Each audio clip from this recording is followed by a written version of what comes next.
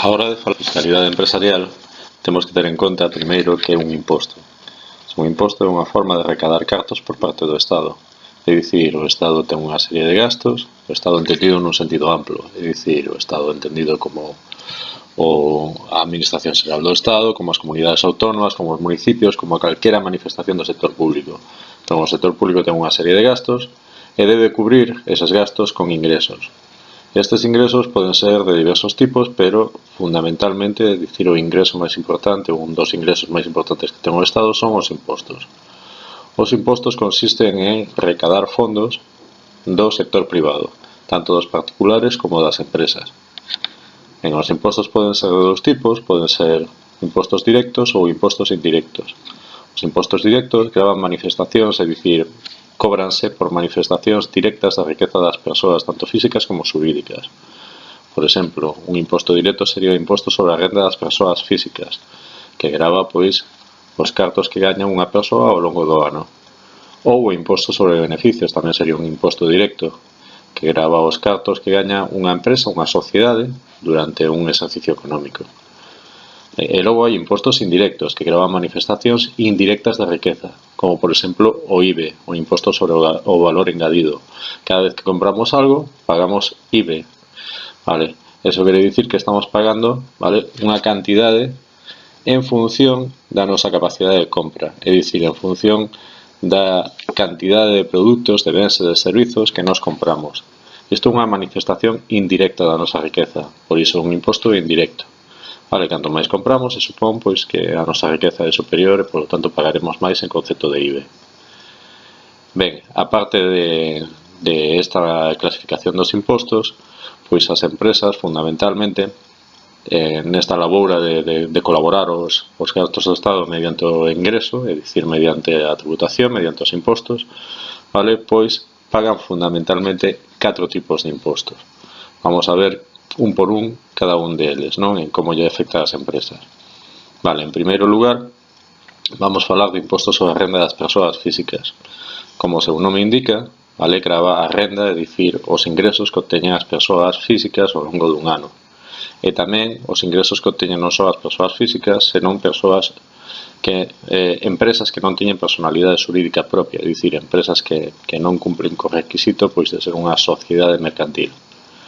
Vale, que queremos dicir con isto? Pois o IRPF afecta fundamentalmente ás empresas no sentido de que se eu son un autónomo, é dicir, se eu son un particular que exerce unha actividade empresarial, pois vou ter que pagar IRPF, imposto sobre a renda das persoas físicas, polos beneficios que obteña.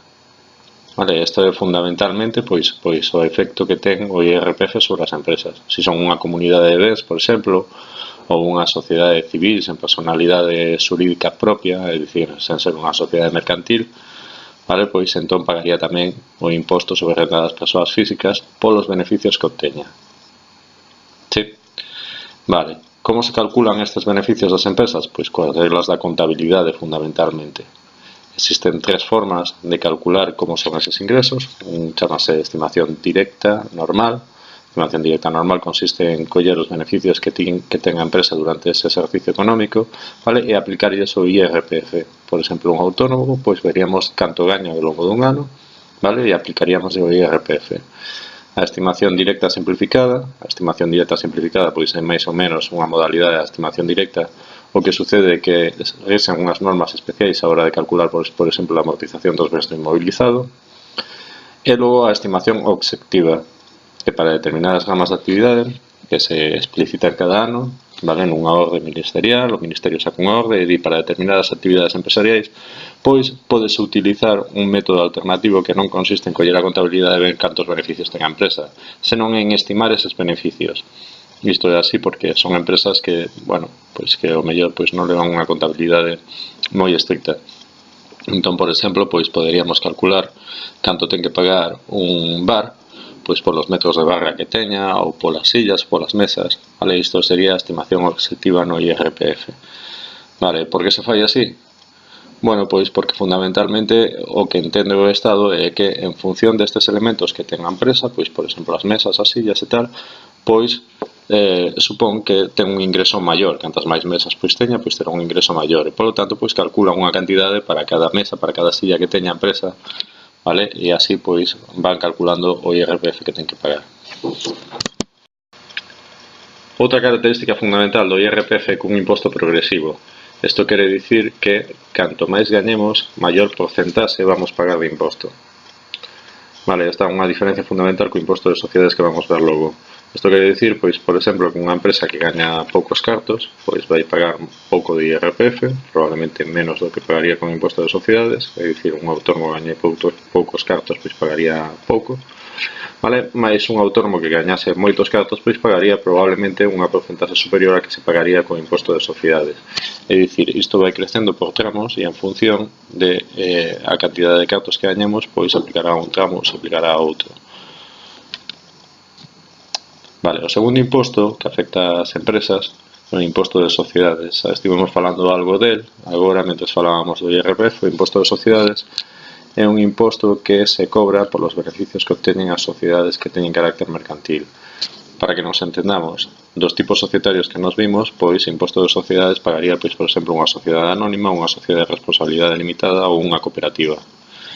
Ben, este tipo de sociedades entón o que fai é fundamentalmente calcular cal é o seu beneficio, contable, e despois ese beneficio contable pois se restarán unha serie de deduccións, etc. E sobre iso aplicarase unha porcentaxe que para o ano 2017, por exemplo, é dun 25%. É dicir, aplicase un 25% e iso sería o que se pagaría en concepto de imposto sobre beneficios. Vale, a diferencia do IRPF, o imposto sobre beneficios é un imposto proporcional.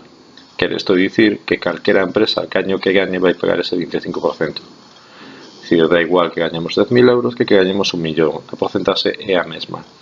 Un imposto que non discrimina en función da gañancia. É un imposto proporcional. Vale.